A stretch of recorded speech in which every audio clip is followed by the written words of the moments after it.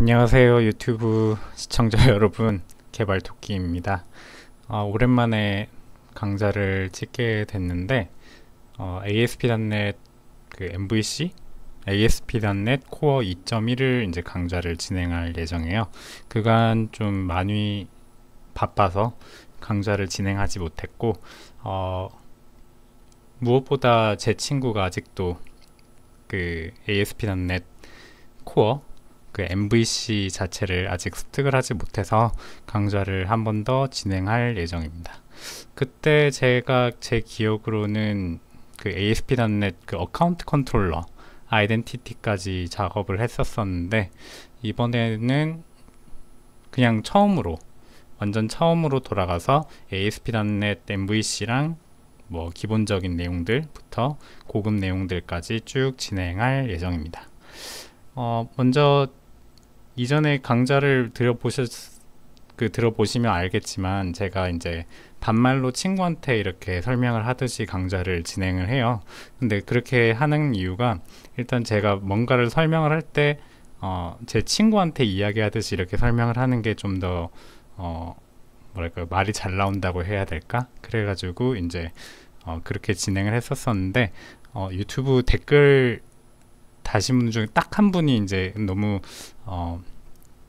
반말로 하니까 좀 그렇다 라고 이렇게 평을 해주시더라고요. 근데 그 부분은 좀 죄송스럽게 생각을 하고 있습니다. 하지만 이제 제 주 목표는 제 친구를 위해서 강좌를 작성을 하고 있고, 거기에 대해서 저도 강좌를 하는 입장에서 편안하게 강좌를 하기 위해서 친구한테 이렇게 설명하듯이 이제 강좌를 진행할 예정입니다. 그 부분에 대해서는 이해 부탁드릴게요.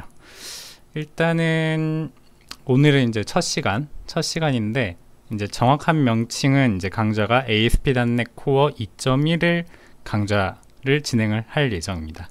그래서 ASP.NET Core 2.1까지 온 내용들, 그러니까 변화된 내용들을 먼저 소개를 하고, 그 부분에 대해서 조금씩 간략하게 설명을 드릴게요. 그리고 지금부터는 이제 진짜 친구한테 말하는 것처럼 편안하게 설명을 하도록 하겠습니다. 자, 그러면 설명을 시작해볼까? 일단은 내가 지난 강좌에서 ASP.NET Core 1.1까지 진행을 한 걸로 알고 있어. 그래서 ASP.NET Core 1.1 같은 경우에는 우리가 잠시 글씨를 좀 크게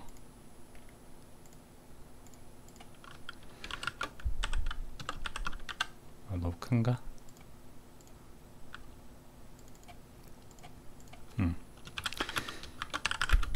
자, 1.1 이렇게 되어 있고, ASP.NET Core 1.0이 이렇게 있어. 그래서 이것도 또 편하게 말을 하려고 하니까 또 이게 또 잘 안 되네요. 여튼 네, 계속 진행하겠습니다. 일단 그래서 이제 1.1과 1.0이 이렇게 예전에 나오게 되었고, 지금은 ASP.NET Core 2.0이 나왔고, 얼마 전에 ASP.NET Core 2.1이 나오게 됐어.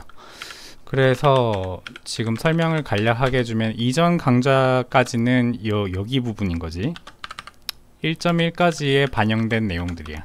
근데 이제 지금 이제 2.1이 나오게 됐잖아. 2.1까지 나오게 됐는데, 그렇다고 해서 ASP.NET Core 1.1이 지원이 안 되는 건 아니고, 마이크로소프트 ASP.NET 팀에서 계속적으로 장기적으로 지원하겠다고 해서 LTS 버전으로 이제 유지를 하겠다.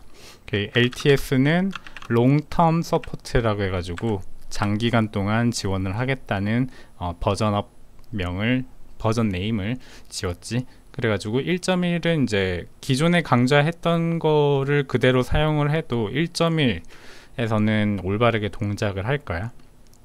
근데 지금 이제 ASP.NET Core 2.0이 나오게 되었지. ASP.NET 2.0에서 1.1에서 2.0으로 넘어왔을 때 퍼포먼스 향상이 한 20% 정도 있었다고 들었는데, 그 부분에 대해서는 정확하게 다시 한번 알아보도록 할게. 근데 어쨌건 내가 경험한 바로도 ASP.NET 코어 1.1보다는 2.X대 버전이 훨씬 더 퍼포먼스가 빨라졌다고 볼 수가 있어. 그래서 그렇게 되어 있고, 그래서 지금 그리고 ASP.NET 2.0에서 2.1로 들어가게 됐는데, 근데 여기서 이제 우리가 내가 작업을 하고 있었어. ASP.NET 코어 2.0을 강좌를 찍고 있었는데 바빠가지고 이제 잠시 한 7강을 찍었었는데 그거를 이제 유튜브에 못 올리고 잠시 접어두게 됐고, 그래서 지금 2.1이 얼마 전에 나왔기 때문에 2.1로 이제 강좌를 다시 진행할 예정이기 때문에 2.0에 대해서 그냥 개괄적인 설명과 어떤 것들이 변화했었는지 그 부분에 대해서 한번 설명을 해주도록 할게. 자, 일단 ASP.NET 그 홈페이지를 들어가게 되면은 이 페이지가 나오게 되지. 그래서 여기 하단부에 보면은 커뮤니티 스포트라이트라고 해가지고 ASP.NET 관련해서 다른 블로그나 아니면 그 MSFT라고 해가지고 마이크로소프트 블로그에서 작성된 내용들이 요 밑줄 밑에 이렇게 표현하게 돼. 그래서 가끔 그 ASP.NET이나 비주얼 스튜디오나 아니면 C샵과 관련돼서 최신화된 내용을 보고 싶으면은 이쪽 부분을 한번 확인해 주면 돼. 그 중에서도 여기 보시면 여기 보면 ASP.NET Core 2.1 Now 이렇게 적혀 있는 부분 첫 글이 보이지? 이거를 한번 클릭을 해보면은 그 blogs.msdn.microsoft.com 이라고 해가지고 그 뭐랄까 마이크로소프트 블로그야. 마이크로소프트 토탈 블로그인데 여기에 보면은 뭐 비주얼 스튜디오도 있고 뭐 데브옵스, 랭귀지에는 이제 비주얼 C#, 비주얼 C++, 파이썬, 뭐 타입스크립트. 그러니까 이제 마이크로소프트에서 뭔가 이렇게 비주얼 스튜디오와 연동을 해서 뭔가 이렇게 작업을 했던 내용들을 여기에 다 표현을 하고 있는 거고, 여기 보면 피처의 다이그노스틱스 뭐 이런 내용도 있고, .NET 여기 보면 .NET의 WPF 이런 것도 있고, 플랫폼 디벨롭먼트라고 해서 뭐 이런 것들 보이지? 여기 DB까지. 근데 우리가 지금 ASP.NET 블로그라고 표현된 이 부분은 플랫폼 그 디벨롭먼트라고 해서 잘 안 보이지? 플랫폼 디벨롭먼트라고 해서 여기 웹 부분을 누르게 되면 ASP.NET 블로그로 연결이 될 거야.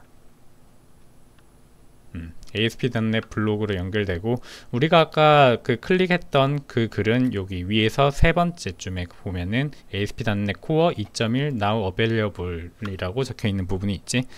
여기를 들어가게 되면은 이제 ASP.NET Core 2.1에 대해서 어떻게 변화했는지 내용이 쭉 나오게 돼. 근데 이거는 조금 이따가 설명을 해주도록 하고, 하단부에 쭉 내리다 보면은 여기에서 이제 7페이지쯤 있을 거야 아마. ASP.NET Core 2.0에 대한 내용이 그 나와 있는데, 보자.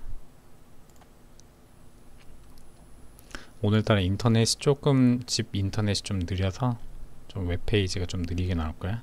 7페이지쯤 가게 되면은 여기 Announcing ASP.NET Core 2.0 이라고 내용을 한번 클릭해 보도록 할게.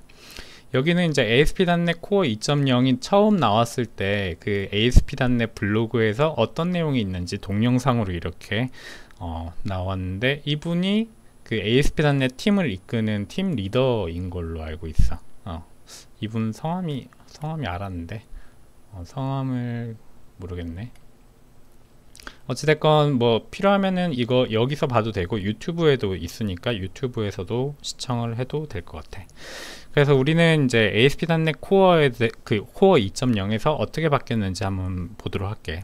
일단 여기 첫 번째 부분에 보면은 프로젝트 부분에 대한 그 여기 타겟 프레임워크가 .NET 코어 앱 2.0이라고 해서 여기 보면 CSPROJ, 그러니까 C# 프로젝트라고 되어 있는 부분이지. 이거를 실제 파일을 열어보게 되면 이런 내용들이 있는데, 여기 보면 원래 넷코어 앱 1.1 뭐 이런 식으로 기존에는 적혀 있었는데 지금 2.0으로 변화했다, 이 부분을 표시하고 있고, 그 다음에 여기 보면은 기존에는 그 뭐랄까 SDK .NET 코어 SDK에 있는 내용들, 예를 들어 엔티티 프레임워크라든지 뭐 이런 뭐 아니면 뭐 시스템.io라든지 이런 부분들이 어떤 거는 포함이 되어 있고 어떤 건 누계 패키지로 그렇게 뭐랄까 추가를 해서 뭐랄까 DLL을 연동시킨다거나 그런 부분이 있었는데 ASP.NET Core 2.0에 들어가서는 여기 microsoft.ASP.NET Core.all에 모든 게 다 들어가게 돼. 그래서 이제 원래는 이 패키지 레퍼런스가 여러 개가 쭉 많이 있었거든. 거기에다가 누계 패키지까지 넣어버리면 패키지 레퍼런스가 더 늘어나게 되는 거지. 근데 ASP.NET 팀에서 ASP.NET을 개발을 할 때 필요로 하는 것들, 예를 들어 DB 연동이라든지 로깅이라든지 뭐 이런 부분들을 이쪽에다가 한 번에 넣었고 그거를 한 패키지로 표현을 했기 때문에 실질적으로 CS 프로젝트 파일 내부의 복잡성을 낮췄다. 이런 부분을 소개하고 있어. 이거는 이따가 한번 실제 프로젝트를 생성을 해가지고 한번 보여주도록 할게. 자, 그 다음에 여기 Introducing, 그 다음에 Laser Pages라고 이 부분이 나오지. 이게 .NET Core 2.0에서 그 Laser Page라는 게 새롭게 출시가 됐어. Laser Page가 어떤 거냐? 우리가 기존에 보면은 그 .NET Core 이전에 그냥 .NET 프레임워크에서 ASP.NET을 개발을 했을 때, 그러니까 기존 ASP.NET에서는 이전에 설명했다시피 웹폼이라고 해가지고 한 가지가 있었고 대표적인 사이트가 yes24가 있었다고 했는데 지금 yes24는 MVC로 바뀐 것 같아. 그랬었고 그 다음에 아까 설명했던 MVC가 있었고 이렇게 개발을 했었지. 근데 .NET 코어가 출시가 됨에 따라서 ASP.NET 코어는 ASP.NET 코어에서는 웹폼이 없어졌지. 웹폼이 없어지고 MVC와 여기에 빠진 게 있는데 웹 API, 자, 웹 API 이렇게 두 가지만 그 이제 웹 그 뭐랄까 개발 방법이 구성이 되게 되지. 근데 그 많은 개발자들이 그런 생각을 했어. 그리고 ASP.NET 그 개발진들도 그 생각을 하게 됐는데, 우리가 만약에 뭐랄까 블로그를 뭐랄까 우리가 티스토리나 뭐 네이버 블로그 이런 걸 쓰지 않고 혹은 워드프레스나 PHP 같은 걸 쓰지 않고 단순한 블로그를 ASP.NET으로 작성을 한다고 했을 때 과연 우리가 MVC 패턴으로 개발하는 게 맞느냐라는 의문이 생기게 돼. 생각을 해보자. 그 MVC 패턴으로 하게 되면 너도 알다시피 그 스타트업 그 CS 파일이라든지 아니면 메인.cs 파일이라든지 각종 컨트롤러와 그 다음 CS HTML까지 해서 얼마나 많은 소스 코드가 발생하게 되겠어. 특히 어떤 코어 기능이 많으면 많을수록 특정 컨트롤러에 많은 소스가 들어가게 되는 게 MVC의 문제야. 예, 컨트롤러에서 모든 데이터 처리라든지 로깅이라든지 혹은 뭐 기타 등등 여러가지 처리를 많이 하다 보니까 컨트롤러의 코드 비중이 너무 높은 거지. 거기다가 그 CS HTML 그러니까 뷰 페이지를 수정을 하게 되면은 그 컨트롤러도 수정이 들어가야 되니까 뷰 페이지 수정하고 또 컨트롤러 찾아서 또 수정하고, 그 컨트롤러가 뭐 예를 들어 30개가 있는데 뷰 페이지는 뭐 한 60개 70개 된다고 생각을 했을 때 한 컨트롤러당 뭐 3페이지만 잡아도 30개 컨트롤러는 90개 페이지가 발생하게 되지.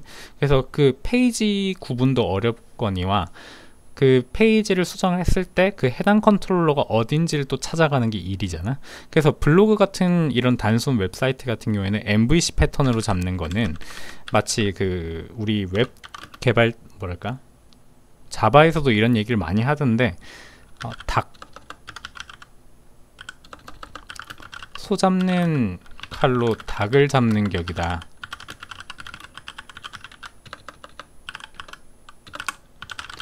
그래서 이런 내용이 있지. 그러니까 너무 과하다.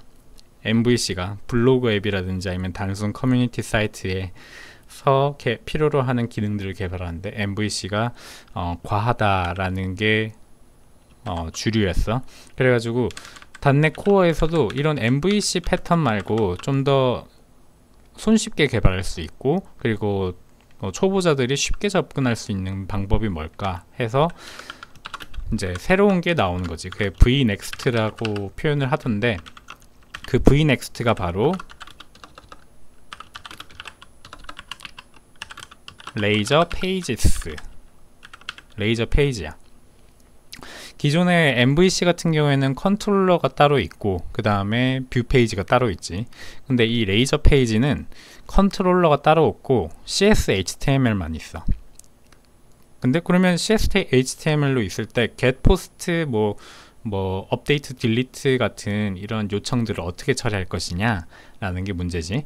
그러면 이 레이저 페이지는 그걸 어떻게 처리했냐면은 CS HTML 안에 펑션을 두고 그 펑션 안에다가 뭐 on get, on post 해서 get post의 요청을 처리할 수 있도록 마치 컨트롤러가 존재하는 것 마냥 레이저 페이지, 그러니까 CS HTML 안에서 이제 해당 그 소스를 컨트롤할 수 있도록 그렇게 구성을 한 게 이제 레이저 페이지스야.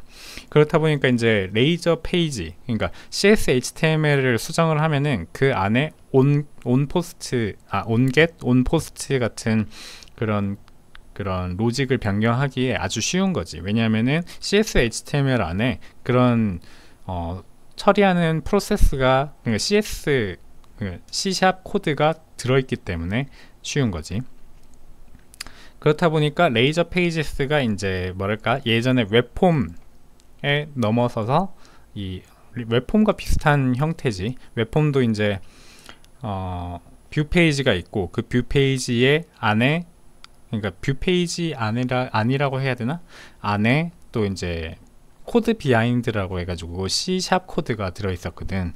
근데 그때 당시랑 지금이랑 차이가 뭐냐면은, 그때 당시에는 웹폼이 이제 뭐랄까, 비주얼 C#처럼 어떤 버튼을 클릭을 하면은 run at 해가지고 서버 버튼을 클릭해서 뭔가를 프로세스를 처리하는 것조차 서버가 처리를 했다면은, 레이저 페이지 같은 경우에는 물론 버튼을 눌렀을 때 서버가 처리하는 건 맞지만 뭐랄까, 좀 더 코드 비하인드 성격이 아닌 뭔가 CS HTML에 소스 코드가 잘 녹아 들어가도록, 그러니까 아주 간략한 소스 코드를 작성할 수 있도록 제공을 해주는 거지. 근데 이때 그 웹폼 같은 경우는 레이저 템플릿, 그러니까 우리가 레이저 왜 골뱅이 치고 이렇게 하는 거를 이제 골뱅이 if 뭐 이런 식으로 for each 뭐 이런 식으로 하는 그런 이런 일련의 레이저 템플릿을 사용하지 않았기 때문에 굉장히 작성하기 어려웠다면은, 이번에 레이저 페이지는 MVC에 대해서 조금 알고 계신 분들은 간단한 웹 프로젝트를 작업할 때 레이저 페이지로 작업하게 되면 아주 손쉽게 개발할 수 있는 그런 쉬운 장점이 있는 개발 방법론이 탄생하게 되었어. 그리고 이제 레이저 페이지가 이제 뭐랄까, 초보자들에게도, 내가 보기에는 초보자들에게도 아주 쉽게 접근할 수 있는 웹 개발 방법론이 될 것 같아. 그래서 이제 레이저 페이지가 나오게 됐지. 그래서 여기 좀 더 예제를 보면은 여기 골뱅이 페이지, 골뱅이가 있다는 거는 이제 레이저 템플릿을 쓴다는 거지. 여기 보면 CS HTML, 그래서 페이지 해놓고 여기에다가 뭐 date time now 뭐 이런 식으로, 그리고 어떤 펑션을 작성을 한다. 그러면 여기 펑션이라고, 펑션스라고 이렇게 선언을 해놓고 그 다음 여기에다가 특정 메소드를 작성을 하는 거야. 예를 들어 format date라고 했으면은 이게 이렇게 작성이 돼 있으면 어떤 리턴되는 값이 이렇게 나온다고 생각했을 때 이런 식으로 함수 형식으로 작성할 수 있게 되는 거지. 그러니까 이제 원래는 이 펑션이라는 게 원래 컨트롤러에 있어야 되는 건데 지금은 여기에 이렇게 CS HTML 안에 이런 식으로 표현이 되는 거를 이제 레이저 페이지라고 그렇게 부르지. 그리고 레이저 페이지 안에 CS HTML 안에 CS 파일이 또 존재해. 여기 보면 nowmodel.cshtml.cs 라고 보이지. 그래서 여기 보면 이런 식으로 여기 생성자 있고 여기는 모델 내용이 있고, 그리고 이 모델 같은 경우에는 이 페이지에서만 존재하는 모델을 작성을 하는 거지. 그리고 여기 보면 onGet 해서 이제 get 전 이 페이지를 보겠다고 get 요청을 했을 때 여기를 이 함수를 타게 되는 거야. 이런 게 생겼다 라고 생각을 하면 되겠어. 그 다음에 여기 보면은 updated template, 그 다음에 SPA template 이런 식으로 되었는데, ASP.NET Core 2.0에서는 그 앞서 레이저 페이지가 추가가 됐기 때문에 템플릿이, 그러니까 우리가 그 프로젝트 생성하는 템플릿이 좀 바뀌게 되었어. 그래서 여기 보면은 empty, 그러니까 빈 프로젝트가 있고, 그 다음 웹 API 전용 프로젝트가 있고, 그 다음 여기 보면은 웹 어플리케이션, 잠시만, 내가 마우스 커서를 보이도록 안 한 것 같은데, 마우스 커서를 안 보이도록 안 한 것 같은데, 일단 계속 강의를 진행하도록 할게. 내가 마우스 커서 안 보이도록 해놓은 것 같아. 어쨌건 그래서 여기 웹 애플리케이션 부분에 보면은 그 레이저 페이지이고, 그 다음에 여기 웹 애플리케이션의 밑에 모델 뷰 컨트롤러 해서 MVC를 개발할 수 있도록 했고, 그 다음에 여기 보면 앵귤러, 그 다음에 리액트.js에다가 리덕스 까지 이런 식으로. 그 다음 여기 보면은 enable docker support라고 해서 그 도커라고 해가지고 리눅스 컨테이너 있지, 그 부분이 지원이 될 수 있도록 이렇게 설정을 했고, 오른쪽에 보면은 change authentication이라고 해가지고 우리가 기존에 뭐 커스텀 그 로그인 로그아웃, 그 다음에 회원가입 그런 거나 아니면 윈도우 로그인 로그아웃, 혹은 기업용 뭐 단체라든지 학교 이렇게 로그인 로그아웃 할 수 있는 구성이 있었지. 이게 ASP.NET 아이덴티티 그 부분이었어. 그리고 요 밑에 보면은 이런 템플릿도 쭉 보이게 되는데, 이거는 이제 VS 코드나 아니면은 그 뭐랄까 .NET Core CLI라고 해가지고 커맨드 라인 인터페이스로 이제 .NET New라고 하게 되면은 이런 리스트가 보이게 돼. 그래서 이제 .NET New MVC 하면은 MVC 기본 프로젝트가 작성이 되고, .NET New MVC 그 다음에 대시 해놓고 us individual 하면은 우리가 이제 individual 그 ASP.NET 아이덴티티가 적용된 그런 거 적용이 되고, 여기 보면은 그 예를 들어 앵귤러 하고 싶다 하면 .NET New 앵귤러 이런 식으로 작성을 하게 되면은 커맨드 라인에서도 이런 식으로 프로젝트를 생성할 수 있다. 이런 부분을 설명을 하고 있어. 그 외에 이제 엔티티 프레임워크 2.0 이런 식으로 그 ASP.NET Core 2.0이 버전업이 되면서 엔티티 프레임워크 코어도 버전업이 동시에 이루어졌어. 그래서 코어 2.0으로 되었고, 이 엔티티 프레임워크 그 버전은 아마 ASP.NET Core와 동일하게 버전업이 진행될 예정이야. 그 외에 이제 어플리케이션 인사이트라고 해가지고 어플리케이션에 대해서 성능 측정이라든지 어떤 로그들을 쭉 볼 수 있는 그런 것들도 이렇게 제공이 된다고 나와 있지. 그래서 쭉 해서 뭐 이게 좀 제일 긴데 이런 거랑, 그 다음은 레이저 서포트 4, 그 다음 C# 7.1 이렇게 적혀 있는데, 여기에서 좀 유의해야 될 점이 뭐냐면은 ASP.NET Core SDK 2.0을 설치를 했을 때 ASP.NET Core로 ASP.NET Core 2.0을 선택한 상태에서 ASP.NET Core 프로젝트를 생성을 하게 되면은 C# 7.1이 적용이 된다는 거야. 그게 레이저에서 그 C# 7.1 그 문법이라고 해야 될까? 문법이 적용이 된다는 뜻이고, 이게 ASP.NET Core 2.0 템플릿인데 .NET 프레임워크로도 우리가 개발을 할 수가 있잖아.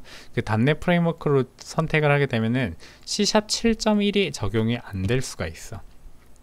근데 .NET Core 템플릿으로 아예 .NET Core를 선택해서 개발을 하게 되면은 C# 7.1이 적용이 된다는 거죠. 그런 내용이고, 그 다음에 호스트 컨피그레이션이 좀 간략해졌다. 기존에는 좀 이게 좀 그 program.cs 파일에 메인 함수에 들어가 보면은 좀 길게 작성돼 있었어. 예를 들어 뭐 use IIS 뭐 이런 식으로 IIS를 선택을 쓴다고 할 때 여기다가 좀 웹호스트에 대한 내용들이 좀 줄줄이 적혀 있었는데 그 부분에 대해서는 좀 간략하게 이루어졌다. 그래서 여기까지가 된 게 ASP.NET Core 2.0에 대한 변화 내용이야. 자, 그러면 우리가 이제 또 새롭게 살펴볼 내용은 ASP.NET Core 2.1이지. 2.1이 많이 바뀌었고, 그리고 2.1이 아마 1.1처럼 LTS, 롱텀 서포트가 들어갈 예정이야. 그래서 우리가 ASP.NET Core 2.1에 대해서 좀 더 공부를 해야 될 거야. 그 전에 하나 그 ASP.NET 팀에서 개발한 그 블레이저라는 거를 소개를 해주도록 할게. 자, 블레이저 같은 경우에는 blazor.net이라고 치게 되면은 잘 안 보이겠지? 자, 이거야. blazor.net이라고 여기에다가 주소록을 치게 되면은 블레이저라고 해가지고 풀스택 웹 디벨로먼트 C샵과 웹 어셈블리로 작성할 수 있는 블레이저라고 되어 있지. 이 블레이저는 뜻이 뭐냐면은 내가 제대로 몰라. 나도 영어로 들어서 그 설명을 듣기로는 이 BL이 블록체인이고, 자, 여기서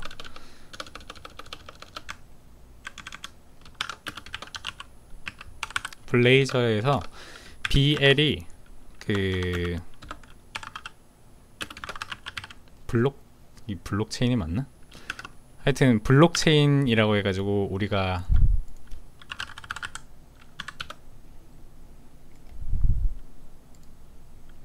이 부분 있지?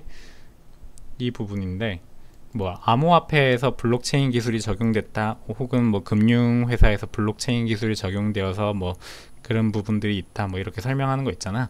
그것처럼 여기에 내가 듣기로는 BL이 블록체인으로 되어 있고, 그 다음에 레이저, 이 앞부분이 그 AZOR이 레이저 해가지고 레이저 템플릿, 그 아까 설명했던 골뱅이 표시 들어가서 이렇게 작성을 하는 거, 그거를 표현하는 걸로 알고 있어. 근데 또 다른 동영상 보니까 뭐 브라우저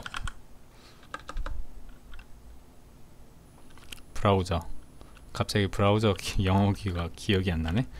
브라우저 그래, 이거지. 브라우저 플러스 레이저라고 해가지고 블레이저라고 이름 지었다, 뭐 이렇게 표현한 동영상도 봤었는데, 여튼 설명을 해줄게. 블레이저가 뭐냐면은 그 웹 어셈블리라고 해가지고, 보통 우리가 그 웹사이트를 개발했을 때 자바스크립트, CSS, HTML 통해 가지고 웹 서비스를 전달을 하잖아. 근데 여기서 문제점이 뭐냐면은 자바스크립트도 사실 C++나 C로 작성된 그런 어떤 엔진에서 인터프리트 그 랭귀지니까 그걸 자바스크립트 파일을 읽어가지고 그 자바스크립트 파일을 해석해서 어떤 펑션이라든지 이런 부분들을 쭉 이렇게 구현해내는 되잖아. 근데 그렇게 되면은 네이티브 속도를 내질 못해. 왜냐하면은 자바스크립트 파일을 다시 브라우저에서 실행 가능한, 그러니까 실행할 수 있는 어떤 걸로 다시 대체를 하다 보니까, 그러니까 C샵 같은 거지. C샵도 사실 그 뭐랄까, 컴퓨터 저수준의 언어, 그 레벨 저수준의 명령어를 고수준으로 바꾼 거잖아. 그래서 우리는 좀 더 쉽게 뭐 바는 뭐 스트링은 뭐 어쩌고 저쩌고 이렇게 쉽게 작성하지만, 실제 이제 어셈블리 언어를 보면은 굉장히 어렵게 작성을 하잖아. 그것처럼 자바스크립트 파일로 작성된 거를 컴퓨터가 이해할 수 있는 걸로 딱 변환을 해서 그런 펑션을 다 구현을 하게 되는데, 그렇게 되면 변환 과정에서 이제 퍼포먼스가 희생이 되는 거지. 성능이 희생이 되기 때문에 웹상에서도 네이티브 속도를 구현해낼 수 있을까? 라는 게 그런 의문에서 시작을 한 게 이제 웹 어셈블리야. 그래서 이제 웹 어셈블리는 물론 이제 자바스크립트 파일로 이렇게 쭉 진행이 되는 건데, 일단 가장 큰 걸로 보면은 네트워크 상에서 이거 나올라나? 안 나오네. 여기서 원래 블레이저 프로젝트를 뭐랄까 이렇게 크롬에서 네트워크 쪽으로 이렇게 하게 되면은 어떤 CSS 파일이라든지 뭐 JS 파일 이렇게 쭉 나오게 되잖아. 근데 여기서 우리가 작성했던 그러니까 레이저 신텍스로 작성한 DLL 파일도 다 같이 다운로드가 되거든. 그럼 그 DLL 파일이 같이 다운로드 된 게 뭐냐, 웹 어셈블리와 C샵으로 작성된 코드가 DLL 형식화돼서 다운로드가 되는 거야.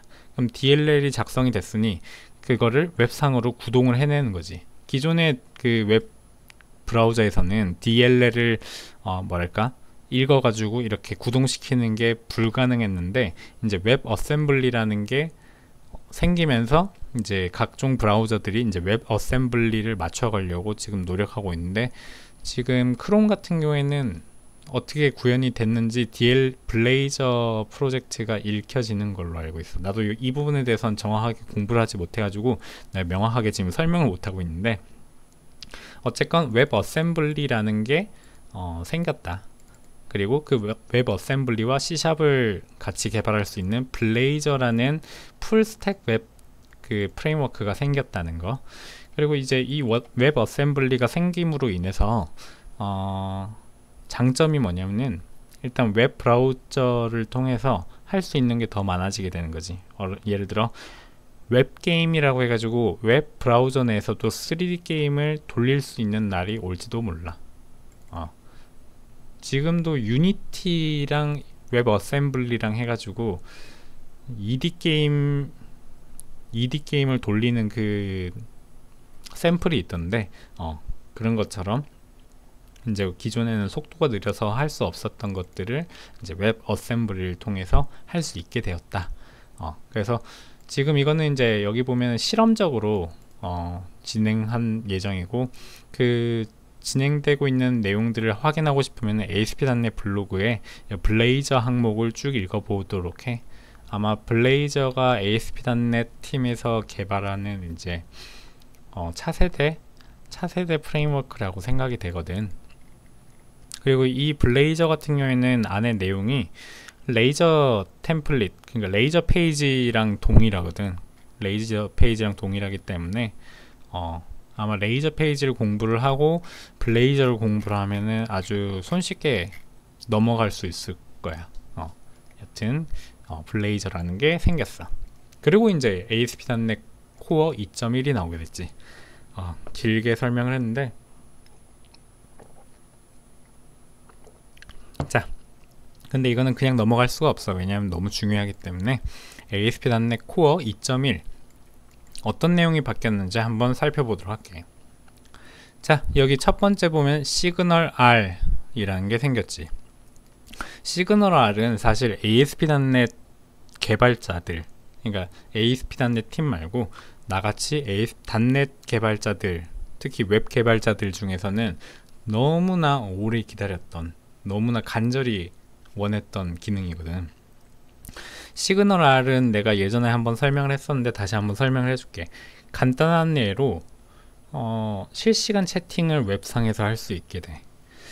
기존에는 그냥 ASP.NET 프레임워크를 이용하게 되면은 뭐가 문제냐면은 어떤 클라이언트가 접속을 해가지고 어떤 우리 웹사이트를 접속을 했어. 근데 이 웹사이트에 접속을 했을 때 얘가 클라이언트 번호가 몇 번인지 혹은 뭐 독립된 번호를 배정을 받는다든지 이런 게 명확하지가 않거든. 그렇다 보니까 웹서버에서, 그러니까 우리가 이제 어떤 클라이언트 1과 클라이언트 2가 있을 때 클라이언트 1이 어떤 클라이언트 2에게 메시지를 보냈다. 그럼 그 메시지를 보냈다는 것을 어떻게 표현을 할 것이며 그 메시지를 수신했다는 걸 어떻게 표현할 것인지 그런 게 가능한 게 없었어. 그러니까 리얼타임이 아닌 거지. 그냥 클라이언트는 웹서버를 통해서 HTML이랑 CSS, 자바스크립트 파일을 받아가지고 이제 어떤 일련의 데이터만 볼 뿐 이거를 양방향 통신을 할 수 없었지. 근데 이 시그널 R 같은 경우에는 실시간 리얼타임 통신을 할 수 있도록 지원을 해주는 ASP.NET 그 프레임워크 안에 있는 가장 강력한 기능이거든. 그래서 이제 많은 .NET 웹 개발자들이 시그널 R을 굉장히 기다려왔어. 그래서 이제 시그널 R 같은 경우에는 내가 아까 단순히 이제 채팅 관련해서 이야기했지만 그거 외에도 다양한 기능들을 구현할 수 있도록 많이 도와주고 있어. 그래서 이거 시그널 R이 추가가 되었고, 자, 두 번째, 레이저 클래스 라이브러리라는 게 생겼어.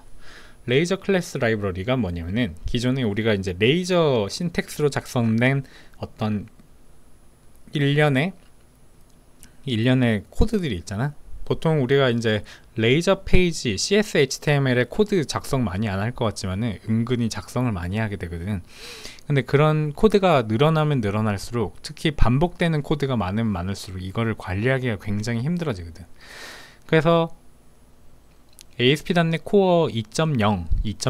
2.0에서 그 뷰 페이지가 1.0에서는 뷰 페이지가 사실 HTML 페이지로 쭉 나오게 됐거든. 그래서 웹 서버가 해킹을 당했을 때 HTML 페이지를 수정할 수 있다 보니까 보안에 아주 취약했었지. 근데 ASP.NET Core 2.0을 넘어가게 되면은 CS HTML, 그러니까 레이저 페이지가 DLL화 돼. DLL화 되다 보니까 그냥 마음대로 그냥 텍스트 에디터로 열어보아서 이렇게 할 수가 없어. 나중에는 이제 내가 나중에 소스 세이프라는 것도 알려줄 텐데, 이제 난독화, 그 C샵 코드 난독화라는 게 있거든. 그 자바 진영에도 그런 게 있어. 난독화하는 그 있는데, 그 어떤 DLL 파일로 이렇게 됐을 때 그걸 이제 DLL을 당장은 까볼 수가 없잖아. 그래서 보안성이 좀 더 높아지게 되는 거고, 그렇게 되는 거지. 그래서 이제 레이저 페이지를 DLL화 시키는 게 더 중요한 이제 보안적 이슈가 됐고, 그런 게 ASP.NET Core 2.0에서는 레이저 페이지가 이제 DLL화 됐기 때문에, 그 DLL화 됐으니 그것도 이제 라이브러리화 시킬 수 있지 않을까 해서 나온 게 레이저 클래스 라이브러리야. 그래서 이제 어떤 페이지네이션 같은 반복된 CS HTML 내에 있는 그런 일련의 반복된 코드들 있잖아. 그거를 라이브러리화 시켜서 여기도 갖다 쓰고 저기도 갖다 쓰고 뭐 이런 식으로 할 수 있게 되는 거지. 그 다음에 여기에 보면은 세 번째, Identity UI Library and Scaffolding 이라고 해가지고 ASP.NET 그 아이덴티티가, 우리가 아이덴티티를 만들었을 때 컨트롤러 막 어카운트 컨트롤러 막 쭉 나오게 되고, 막 그 다음 레지스터 페이지나 해가지고 쭉 나오게 되잖아. 근데 그게 레이저 페이지화 되어버렸어. 이거는 지금 내가 이렇게 설명을 해도 잘 이해가 안 될 수 있으니까 이따가 한번 그 기본 템플릿으로 한번 열어보고 해보도록 할게. 이 다음 시간에 그 지금 설치해야 될 게 좀 있기 때문에. 그리고 네 번째, 여기 보면 HTTPS가 디폴트로 적용이 됐다. 그 HTTPS는 뭐냐면은 기존에 우리가 보면은 여기 보면 안전함이라고 표시되는 부분 보이지? 이게 HTTP로 작성이 됐기 때문에, 여기 보면 HTTPS로 작성이 되게 되면은 이렇게 브라우저에서 안전한 페이지라고 인식하게 되지. HTTPS를 간단하게 설명을 하면은 어떤 인증서가 있어. 인증서가 있는데 이 인증서가 어떤 인증된 기관에서 발급된 인증서가 있어. 그 인증서를 서버에다가 심어 놓으면은 어떤 클라이언트, 그러니까 어떤 사용자가 어떤 웹사이트를 접속을 하게 되면 그 인증서를 받게 돼. 그럼 인증서에 어떤 키들이 있고 어떤 내용들이 있을 거잖아. 그럼 그 인증서랑 같이 이제 그 요청이랑 같이 보내는 거지. 그래서 같이 확인을 해서 이 인증서를 가지고 있으니 같은 서버와 클라이언트가 같은 인증서를 가지고 있으면 안전하다. 게 여기 이제 브라우저에서 안전하다. 안전한데 그게 안전함을 그 인증해주는 인증 중개 기관이 있는 거지. 그런 확실히 신뢰할 수 있는 어떤 인증기관에서 만들어진 인증서를 가지고 있으면 웹사이트 통신에 안전하다라는 뜻이야. 근데 만약에 여기서 HTTPS가 어떻게 없으면은 지금은 이제 크롬에서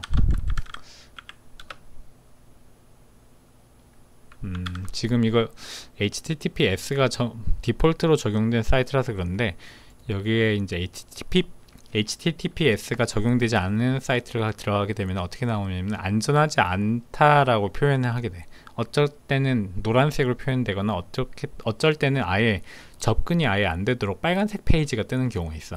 가끔 어떤 뭐 블로그나 이렇게 접속을 했을 때 안전하지 않은 웹사이트라고 이렇게 경고창이 뜨면서 막 이렇게 그래도 접속하시겠습니까? 이렇게 뜨는 게 한 번씩 봤을 거야. 그게 이제 HTTP로 작성이 되었고 거기에 뭐 멀웨어라든지 뭐 바이러스성이 의심이 되는 웹사이트일 경우에는 크롬이나 아니면 파이어폭스나 이렇게 경고창을 띄우게 되지. 그래서 많은 회사? 하여튼 구글, 마이크로소프트 또 어디에서 HTTPS 운동을 펼치기 시작했어. 그게 이제 Let's Encrypt라고 해가지고 Pre-SSL TLS 뭐라고 해야 돼? 어딨냐? 하여튼 이제 무료 인증서인데 HTTPS 무료 인증서 발급을 진행을 하는 이런 것들이 생기지. 여기에 이제 협력하는 스폰서들이랑 이런 거 쭉 보이지? 리스트가. 여기 보면 모질라 재단, 그 다음에 크롬, 구글이지. 여기 페이스북도 있고 벌처, 내가 사용하는 벌처, 그 다음에 깃허브, 마이크로소프트지. 마이크로소프트가 깃허브를 인수한 거 알고 있지? 그래서 이제 깃허브는 이제 마이크로소프트. 어쨌건 이런 곳들이 지금 그 HTTPS 모든 사이트들을 이제 보안 인증서화 시키겠다라는 운동에 참여하고 있고, 여기서 이제 무료로 이제 해당 인증서를 발급받아서 쉽게 HTTPS 사이트를 구축할 수 있도록 한 거지. 그래서 이제 ASP.NET Core 2.1에서는 디폴트로 그냥 로컬 호스트 개발 단계부터 이미 HTTPS가 적용된 상태에서 나오게 돼.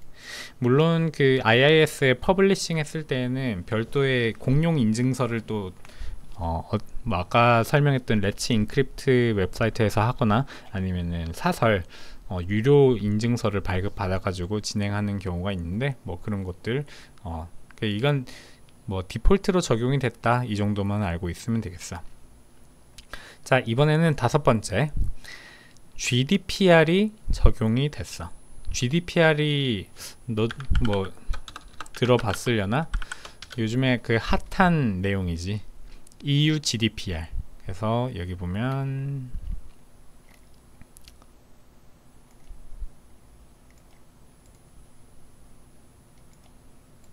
설명이 잘 되어 있는 곳이 있으려나? 근데 EU 국가들이 모여서 규정을 만들었는데 그 GDPR이라고 해가지고 General Data Protection Regulation이라고 해가지고 개인 데이터 보호 기능을 강화하고 통합하는 어떤 EU 자체의 규정을 만들게 되었어. 근데 이게 너무 강력하다 보니까 미국에 있는 글로벌 기업들, 예를 들어 마이크로소프트라든지 페이스북이라든지 구글이라든지 이런 회사들은 EU, 그러니까 유럽에서도 영업을 하고 있잖아. 그렇다 보니까 이 GDPR을 적용을 받게 되는 거야. 근데 이 GDPR에 여러 가지 조항들이 있는데, 일단 뭐 여러 가지 쭉 내용들은 나중에 뭐 차근차근 살펴볼 텐데, 한 가지를 설명을 해주면은, 나도 잘 아는 건 아니다만 한 가지를 설명하면은 어떤 사용자가 자신의 데이터를 삭제할 수 있을 권한이 있어야 되고, 뭐 그런 부분이 있어. 그리고 어떤 이 사용자가 웹사이트를 접속을 했을 때 어떤 쿠키나 이런 부분에 대해서 트랙션이 들어간다는 것에 대해서 accept 받아야 된다. 그러니까 우리가 왜 어떤 외국 사이트 블로그 들어가면은 하단부에 이런 식으로 보이지? 하단부에 이런 식으로 뭐 쿠키를 뭐 사용하게 될 예정이다, 이 부분에 대해서 뭐 동의하시냐, accept 하고 뭐 더 많은 정보를 읽어보려면은 more를 클릭하세요, 뭐 이런 식으로 뜨는 거 있지. 그게 이제 GDPR에 적용된 내용이야. 그렇다 보니까 이제 GDPR 내용을 적용을 하면은 지금 이게 이제 이런 배너가 하나가 만들어지게 돼. 이거는 이제 실제 그 ASP.NET Core 2.1 프로젝트를 생성하게 되고 거기에 아이덴티티를 적용을 하게 되면 GDPR이 자동으로 적용이 되거든. 그 GDPR 배너가 뜨게 되는데 이 배너 코드가 추가적으로 됐다. 그리고 그 GDPR 여기 보면은 GDPR이 스타트업 프로젝트 여기 보면은 쿠키 폴리시라고 해가지고 이 부분이랑 이 부분이 적용이 돼서 GDPR에 대한 알림이 뜨게 되는 거지. 여기 보면 Configure Services에도 이 부분이 적용이 된 걸 볼 수가 있어. 이거는 이제 구체적으로는 다음 시간에 이제 진행을 하면서 설명을 하도록 할게. 자, 그 다음에 여기 보면 하나, 둘, 셋, 넷, 다섯, 여섯 번째 보면은 MVC Functional Test Infrastructure라고 되어 있지. 자, 이 부분이 뭐냐면은 유닛 테스트를 할 수가 있는데 그 MVC 컨트롤러에서 펑션, 그러니까 함수 단위로 테스트를 할 수 있는 인프라스트럭처가 구성이 됐다. 기존에는 원래 유닛 테스트나 그 펑셔널 테스트 할 때는 어떤 외부 라이브러리를 사용한다거나 프레임워크를 사용했었어야 되는데 지금은 이제 그 코어 2.1 프레임워크 안에 이 펑셔널 테스트에 대한 기능이 들어있어서 쉽게 이제 유닛 테스트라든지 뭐 이런 부분이 가능하게 되었다라는 내용이야. 그리고 특히 조금 기능적인 부분이 좀 좋은 거는 뭐냐면은 인 메모리, 여기 내용이 보이지? 인 메모리. 이 인 메모리의 장점이 뭐냐면 우리가 실제 DB를 설계해서 그 안에 데이터를 넣지 않고 우리가 그냥 간단한 리스트나 이런 부분을 메모리상에 적재를 했을 때 그 메모리에 있는 적재된 데이터를 통해서 펑셔널 테스트를 할 수 있다는 게 가장 큰 장점이라고 볼 수가 있지. 그래서 이 부분도 나중에 한번 설명을 해주도록 할게. 그 다음에 이 부분 또 한번 진행해 볼게. 여기 보면은 API 컨트롤러에서 액션 리절트 T 타입 T를 적용한다, 이 부분이 적혀 있지. 내가 그 이전에 웹 API 강좌를 진행한다고 했었는데 그 결국에는 내가 설명을 못 했는데 설명을 간단하게 해주면은 웹 API에서는 우리가 보통 그 MVC 컨트롤러 내에서는 액션 리절트라고 해가지고 리턴 타입을 정의를 하게 되지. 그래서 리턴 OK 혹은 리턴 not found 해가지고 404 페이지를 표현한다든지 아니면 200번 페이지를 표현한다든지 그런 페이지를 표현할 수가 있게 됐지. 근데 이제 웹 API로 가게 되면은 어떤 특정 클래스, 그러니까 객체지, 유저라든지 혹은 뭐 북에 보면은 뭐 몇 페이지라든지 아니면 뭐 출판사가 어디인지 뭐 이런 객체 단위의 리턴 타입을 정의를 할 수 있게 됐었는데 그렇게 될 경우에 문제가 뭐냐면은 이게 데이터를 리턴 OK 페이지를 표현하고 싶다 혹은 not found 페이지를 표현하고 싶다, 이게 안 되거든, 웹 API에서. 그런데 ASP.NET Core 2.1에서는 웹 API에서도 만약에 리턴 타입이 객체긴 하나, 그러니까 여기 T에는 어떤 유저라는 객체 혹은 북이라는 객체가 들어갈 수 있지만은 대안적으로는 액션 리절트에 대한 리턴 타입도 정의를 할 수가 있다. 그래서 200번, 404 뭐 이런 식으로 뭐 500번 서버 에러 페이지까지 웹 API에서 표현할 수 있도록 ASP.NET 팀에서 이 부분을 만들어 줬어. 그래서 이건 굉장히 좋은 기능이라고 생각돼. 네. 그리고 설명할 게 정말 많구나. 자, 이번에는 인터페이스 HTTP 클라이언트 팩토리에 대해서 설명을 해주도록 할게. 이거는 사실 설명하면은 끝도 없는데, HTTP 클라이언트가 뭐냐면은 그 우리가 이런 어떤 특정 주소를 요청을 해가지고 데이터를 받거나 아니면 웹페이지를 요청하거나 할 수가 있지. 근데 이 HTTP 클라이언트는 페이지뿐만 아니라 데이터도 전송할 수 있게 되는데, 이 데이터 뭐 쉽게 말하면 우리가 자바스크립트에서 AJAX를 통해 가지고 어떤 특정 데이터를 받잖아. C샵에서 혹은 윈폼 WPF에서 HTTP 클라이언트 요청을 해가지고 특정 페이지 전체를 읽어온다든지, 아니면 그 페이지 안에 있는 어떤 태그를 읽어온다든지, 어떤 데이터를 읽어온다든지, 그런 부분을 지원을 하는 게 HTTP 클라이언트야. 근데 이 HTTP 클라이언트의 문제점이 뭐냐면, 설명이 있나?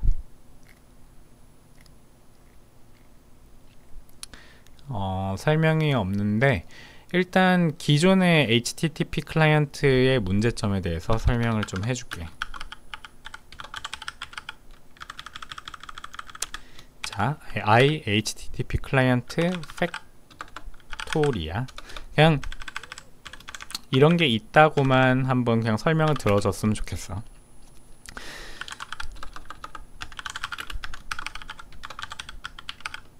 기존의 HTTP 클라이언트의 문제점이 뭐냐?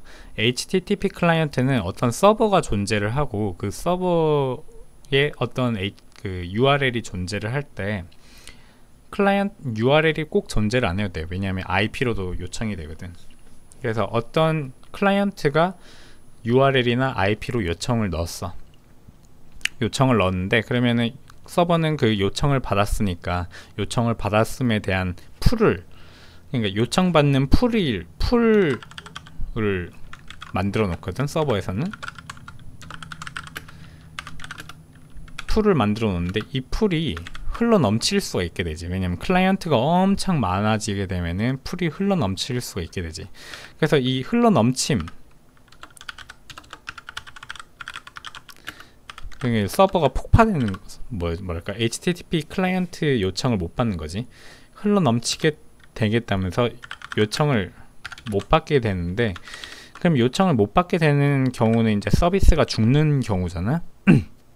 그럼 이 서비스를 안 죽게 하려면은 이 HTTP 클라이언트를 효율적으로 운영을 해야 되는데, 이 문제가 뭐냐면은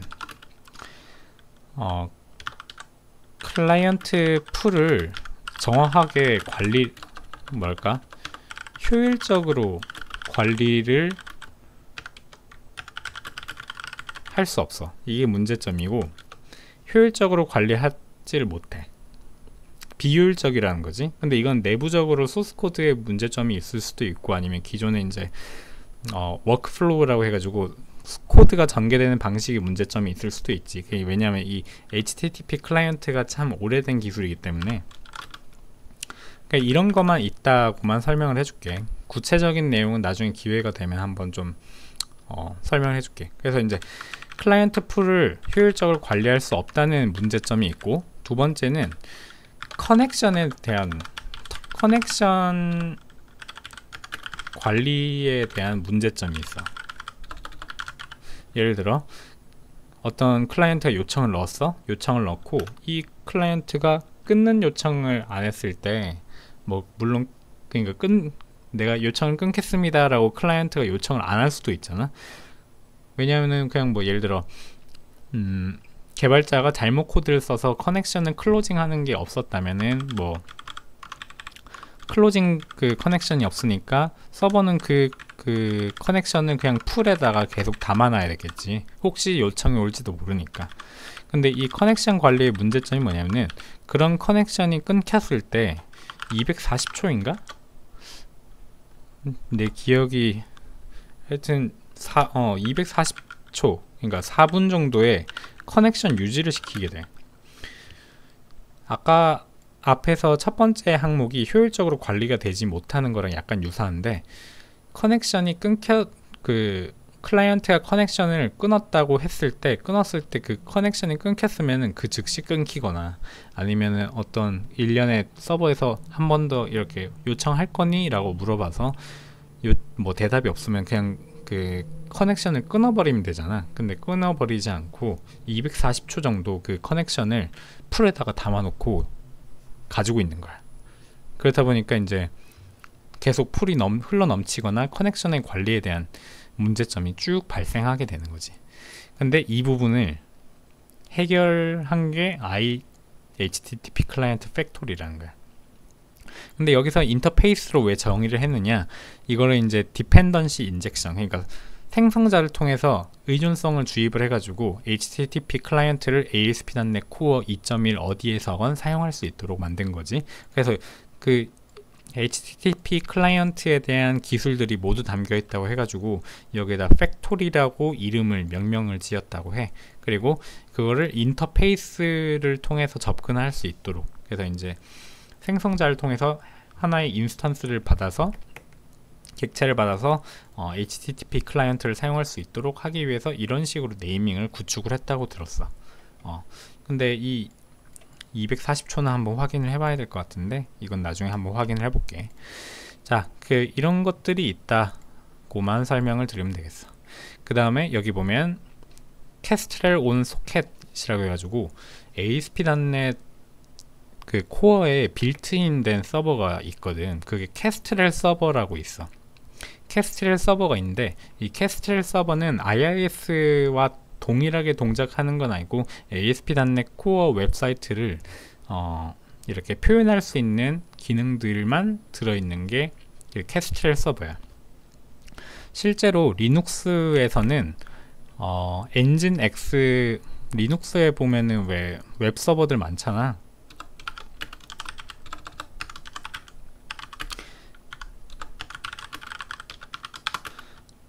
뭐 아파치 서버도 있고 아파치 톰캣 해가지고 이게 이제 HTTP 서버가 있고 그 다음에 톰캣 서버가 딱 있는 거지. 그 HTTP 서버랑 그 다음에 톰캣 서버의 차이점 뭔지 알지? HTTP 서버는 HTML이랑 CSS, 자바스크립트 같은 이런 것들을 뱉어내는 거고, 톰캣은 그 안에 있는 예를 들어 스프링 웹 어플리케이션이라든지 혹은 ASP.NET 뭐 웹 어플리케이션이라든지 마치 IIS의 느낌이 같이 들어있는 거지. 근데 이 Kestrel 서버는 아마 톰캣 서버에 가까운 걸로 알고 있는데 이것도 확인해 볼게. 나 기억이 가물가물하다. 예전에 강의 찍을 때 하나 공부해 놓은 게 있었는데 어찌됐건, 그래서 리눅스 웹 서버에 보면은 아파치 톰캣 이렇게 있고 그 다음에 엔진X 해가지고 하는 게 있는데, 엔진X가 이제 아파치와 동일하게 진행이 되면은 여기에다가 Kestrel 서버가 들어가게 되면은 ASP.NET 코어 웹 어플리케이션 띄울 수 있게 되는 거야. 마치 아파치 톰캣에 스프링 MVC를 띄우는 것처럼. 그래서 실제 이 조합을 많이 쓰기도 해. 그 리눅스 상에서 .NET 코어 웹 어플리케이션을 띄울 때는 엔진X랑 Kestrel 서버랑 이런 식으로 이렇게 띄우는 경우가 있다. 그래서 그 Kestrel 서버 안에 소켓 기능을 넣었다. 그 웹 소켓을 지원한다는 것 같은데 이거는 나중에 추후에 한번 설명을 해주도록 할게. 그 다음에 제네릭 호스트 빌더라는 게 내용이 나오게 됐지. 이거는 한번 클릭을 해서 한번 보면은, 자, 우리가 기존의 ASP.NET Core 2.0에서 웹 호스트가 좀 더 간략하게 됐다고 이야기 했었었지. 근데 그 웹 호스트가 간략하게 됐는데, 간략하게 되더라도 뭐랄까 개발자가 어떤 커스터마이징이 가능해야지 좀 더 다양성이 있는 웹 프레임워크로 이제 발전해 나갈 수 있는 거지. 근데 이제 그 다양성을 따지는 게 뭐냐면은 확장성이라든지 아니면 원하는 구조로 작성할 수 있느냐의 문제점이 있거든. 예를 들어 이 ASP.NET Core 같은 경우에는 웹 어플리케이션이거든. 이 웹 어플리케이션도 재밌는 게 실제 그 윈도우 서버에다 돌리면 어떻게 표현이 되냐면은, 어떤 내가 프로젝트명을 뭐 .NET 블로그라는 프로젝트를 만들었어. 해서 그거를 퍼블리싱 해가지고 디플로이 시키게 되면은 실제 그 윈도우 서버에서 어떻게 돌아가냐면은 IIS가 .NET 블로그 .exe 파일을 실행을 해가지고 마치 프로그램 같이 구동을 하는, 그러니까 윈폼이나 WPF 같이 .exe 파일을 구동시키는 것처럼 구동을 시켜. 그렇다 보니까 어떻게 보면 하나의 어플리케이션인 거지. 진짜 어플리케이션 프로그램인 거지. 근데 그 프로그램도 프로그램이다 보니까 메인 함수가 존재하게 되겠지. 그래서 그 메인 함수가 여기 보면은 이렇게 보일 거야. 이렇게 있는데, 그러면 우리가 이제 메인 함수가 실행되게 되면은 우리가 개발자 입장에서 어떤 로깅 기록을 남기고 싶다 하면은 메인 함수 때부터 그런 로깅 프레임워크라든지 로깅 라이브러리를 띄워 가지고 체크를 해야 되겠죠. 왜냐하면 이 메인 함수 내에서 오류가 발생할 수 있으니까. 근데 그 부분을 이런 식으로 쭉, 혹은 뭐 세팅을 할 수 있는 거지. 뭐 어떤 제이슨 파일을 넣겠다, 혹은 뭐 프리픽스는 어떤 것들이 있다, 커맨드 라인에는 뭐 이런 식으로 하겠다, 뭐 이런 것들을 정의를 할 수 있는 거지. 혹은 컨텐츠 루트, 그러니까 뭐 컨텐츠가 있는 폴더를 정의를 하겠다, 뭐 이런 거를 이런 식으로 쭉 환경 설정을 쭉 할 수 있도록 이렇게 만들어 놨어. 그래서 이제 좀 더 여기 보면은 뭐 로깅 해가지고 로그 레벨도 이렇게 정의를 해가지고 데이터를 남길 수 있는지 여부, 뭐 이런 것도 쭉 정의가 되는 것을 볼 수가 있어. 그래서 이거가 이제 호스트 빌더 내에서 정의가 가능하다. 그래서 이런 부분을 설명을 하고 있는 거지. 그래서 이런 게 있다고만 알고 있으면 돼. 자, 마지막으로 여기 보면은 updated SPA template 해가지고 이제 싱글 페이지 어플리케이션 해가지고 쭉 내용이 전개가, 그 아까 내가 설명을 해줬지. 그 2.0에서 템플릿이 그대로 있는데, 지금 SPA 템플릿이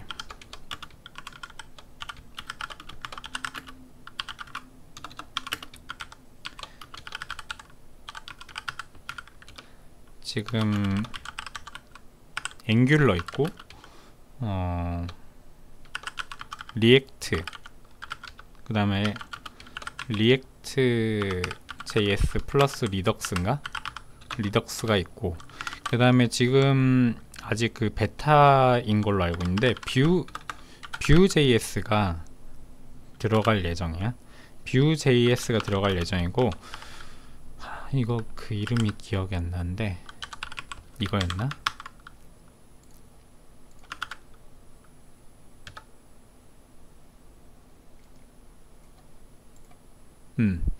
이 새로운 자바스크립트 프레임워크인데 이거 이름을 아우렐리아? 라고 읽어야 되나? 하여튼 이런 게 생겼는데, 지금 ASP.NET 그 SPA 템플릿을 작성하는 팀에서 지금 이렇게 넣을 예정이야. 그래서 1번 앵귤러, 리액트.js, 리액트.js, 리덕스, 그 다음에 뷰.js, 아우렐리아, 뭐 이런 식으로. 그래서 여기 보면 aurelian.io에 접속하게 되면은 해당 내용들을 볼 수가 있게 되는데, 좀 간단하게 살펴보면 이런 게 있고, 이런 식으로. 근데 이 내용은 뭐 JS 파일이지. JS 파일로 이런 식으로.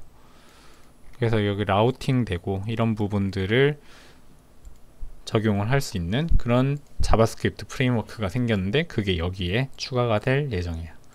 그래서 이제 ASP.NET Core 2.1에 대해서 내용 전달했고, 엔티티 프레임워크는 동일하게 2.1로 버전업 돼서 들어갔고, 그 다음에 또 한번 설명할 게 있었는데, 그거 외에